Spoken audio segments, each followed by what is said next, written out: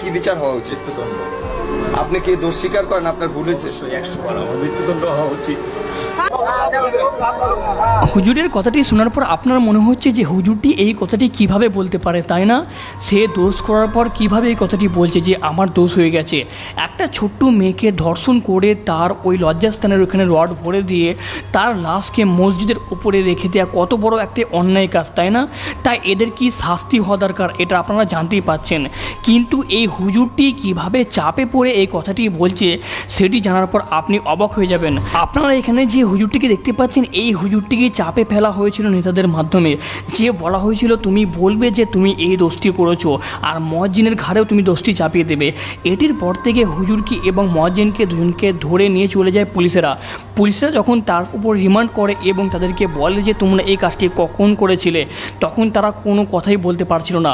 বন্ধুরা, এর পেছনে সবচেয়ে বড় রহস্য যেটা লুকিয়েছিল সেটা হচ্ছে যে ময়নার মা সবথেকে বড় আসামি। মা কত বড় খারাপ হতে পারে সেটা আপনারা এই মেয়েটির দৃশ্য দেখলেই জানতে পারবেন। ময়নার মা তার চাচার সাথে সে পরকীয়ায় লিপ্ত হতো। একদিন তারা দুজনে উলঙ্গ অবস্থায় তারা খারাপ কাজ করছিল, সেই কাজটিতে ময়না সে দেখে ফেলেছিল। আর এইটি দেখার জন্য তাকে রাস্তা থেকে হাঁটিয়ে দেওয়ার জন্য মা এবং চাচা দুজনে মিলে এই কাজটি করে।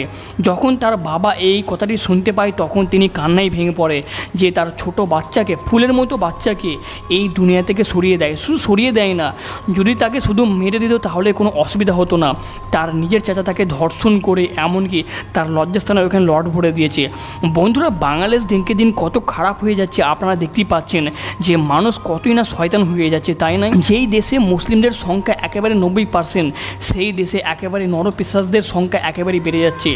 এই হুজুরটিকে যে দেখতে পাচ্ছেন বন্ধুরা, এটা নেট দুনিয়ায় ভাইরাল। এই হুজুরটিকে সাজানো হয়েছিল।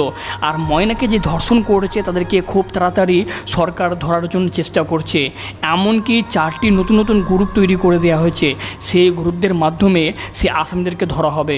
বন্ধুরা, নতুন কোনো আপডেট পেলে অবশ্যই আপনাদেরকে জানা হবে। ততক্ষণ ভিডিওটিতে লাইক করুন, কমেন্টে জানিয়ে দিন ময়নার দোষীদের কী শাস্তি হওয়া দরকার। ধন্যবাদ।